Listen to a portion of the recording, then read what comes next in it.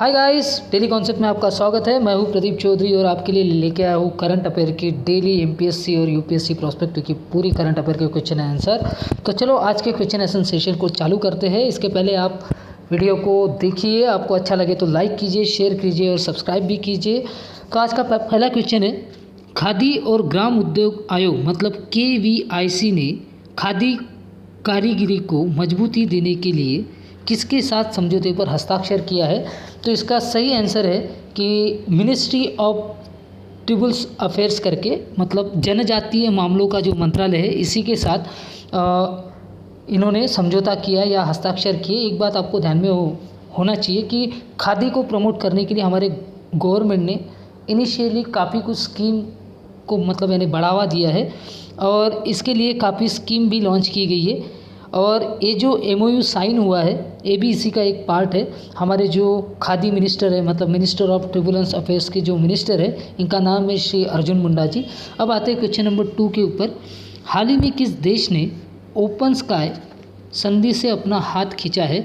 तो इसका सही आंसर है रशिया। एक ऐसी कंट्री है, मतलब ऐसी दूसरी कंट्री है जिसने हाल ही में स्काई जो ट्रीटी हुई थी इनकी, इससे इन्होंने अपना हाथ खींच लिया है। ये आपको मालूम होना चाहिए कि ट्रीटी क्या है।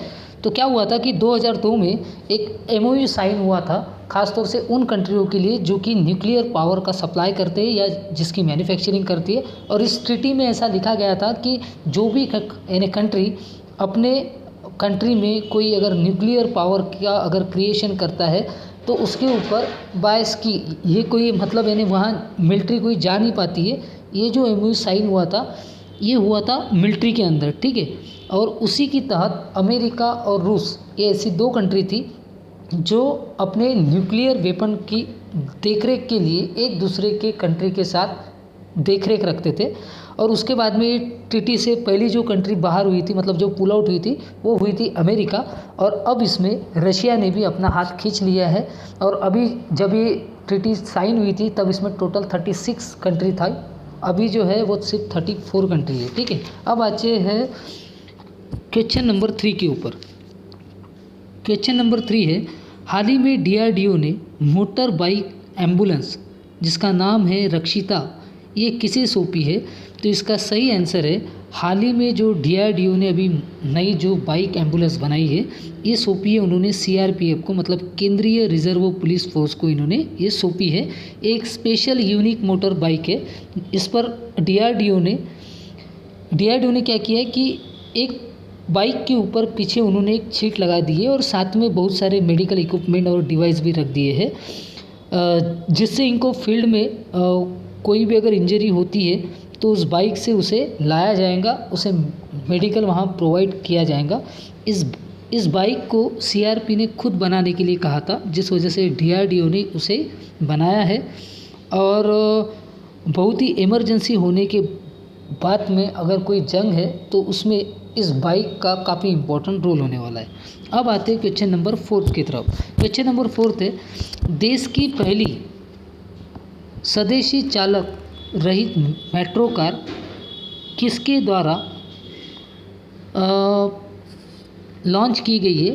तो देश की जो पहली स्वदेशी चालक सहित मेट्रो कार है, ये BEML के द्वारा लॉन्च की गई है, ठीक है। इसमें देखिए आप कि BEML का फुल फॉर्म क्या है। तो BEML मतलब भारत अर्थ मोटर लिमिटेड। तो भारत के जो हमारे डिफेंस मिनिस्टर है श्री राजनाथ सिंह, इन्होंने इसको इनोवेट किया है BEML को। और BEML का जो हेडक्वार्टर है वो अभी फ़िलहाल में बेंगलोर में है, ना कि दिल्ली में, ठीक है। अब आते हैं क्वेश्चन नंबर 6 के ऊपर। क्वेश्चन नंबर 6 है, सूची बड़ी कंपनी शेरनी में 20वें ICSI स्तरीय पुरस्कारों में किस कंपनी को सर्वोच्च स्तर श्रेय संबंधित कंपनी चुना गया है? तो इसका सही आंसर है ITC ऐसी एक कंपनी है जिसे ICSI मतलब institute of company secretary in India, इसने चुना है सबसे अच्छी कंपनी। ये जो कंपनी है ITC, ये आपने काफ़ी सारे प्रोडक्ट को लॉन्च करती है और काफ़ी सारे इंडिया में इसके प्रोडक्ट भी बिके जाते हैं, चाहे बिस्कुट हो, चाहे क्लॉथ हो, चाहे अदर कोई भी यानी सेक्टर हो, इसमें ये ITC अभी भी यहाँ मौजूद है, ठीक है। ITC एक बहुत बड़ी कंपनी है। और साथ में जो ICSI है, अगर आपको कंपनी का कोई अगर कंपनी सेक्रेटरी अगर बनना है तो इस ICSI के इंस्टीट्यूट के अंडर में आप अपना कोर्स कंप्लीट करके किसी भी कंपनी के कंपनी सेक्रेटरी आप बन सकते हो।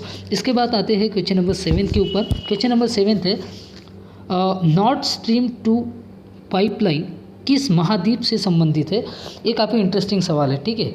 नॉर्थ स्ट्रीम जो है वो यूरोप से संबंधित है, जो कि रशिया और जर्मनी के बीच में खींची गई है, और इस पाइप की बदौलत नेचुरल गैस का सप्लाई होगा, और ये लगभग यानी तैयार हो चुकी है बट जैसे ही इसकी इंफॉर्मेशन यूएसए को लगी तो यूएसए ने जर्मनी को ये बोला कि अगर आप रशिया से अगर कोई नेचुरल गैस की पाइपलाइन अगर लेते हो तो हम आपके ऊपर सैंक्शन भी लगा सकते हैं।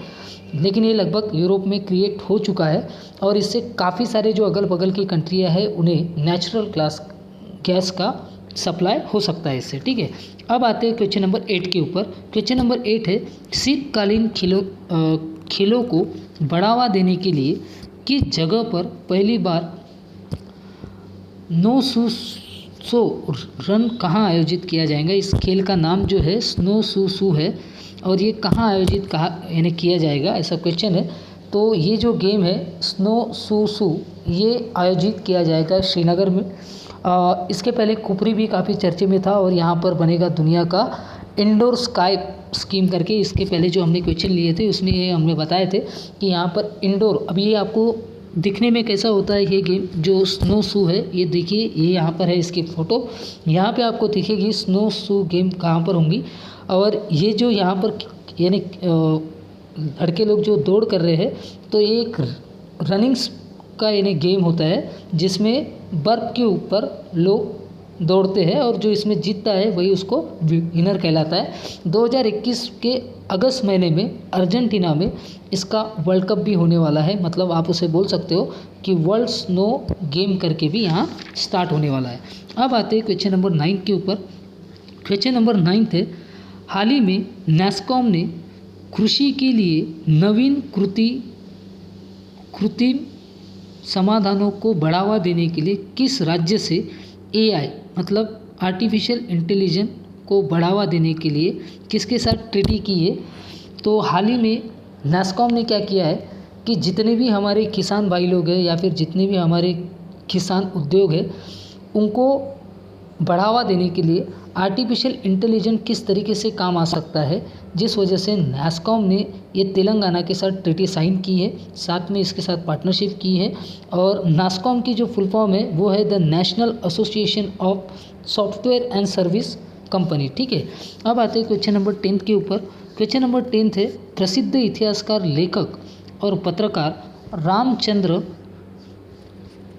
बुआ की नवीनतम पुरस्कार का नाम क्या है।